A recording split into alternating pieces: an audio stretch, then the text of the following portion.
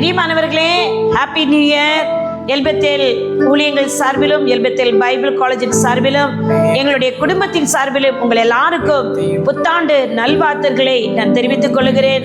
இந்த நாளிலும் கூட எல் எலியோன் என்கிற யெகோவா தேவன் நமக்கு கொடுத்த வாக்குத்தத்தமானது எரேமியா 33:9 படி, உங்களுக்கு அவர் செய்கிற எல்லா நன்மைகளும் காணப்போகிற எல்லா ஜாதிகளுக்கு முன்பாக அது என் தேவனாகிய கர்த்தருக்கு நன்மையும் கீர்த்தியும் புகழ்ச்சியும் மகிமை மாறப்போகுது.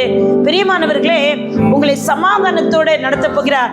உங்களுக்கு அவர் நன்மை செய்ய போகிறார். இந்த ஆண்டுல நீங்க வெட்கப்பட்ட இடத்துலலாம் என் தேவனாகிய கர்த்தர் உங்களை உயர்த்த போகிறார். அதை கண்டு சத்துருக்கள் வெட்கப்பட்டு போப்பாராங்க. இது தேவன் கொடுத்த வாக்குத்தத்தம். ஏல் எலியோன்கிற இஸ்ரவேல் ஜனங்கள் எல்லாரும் அவர் இந்த நாமத்தில் தான் கூப்பிட்டாருங்க.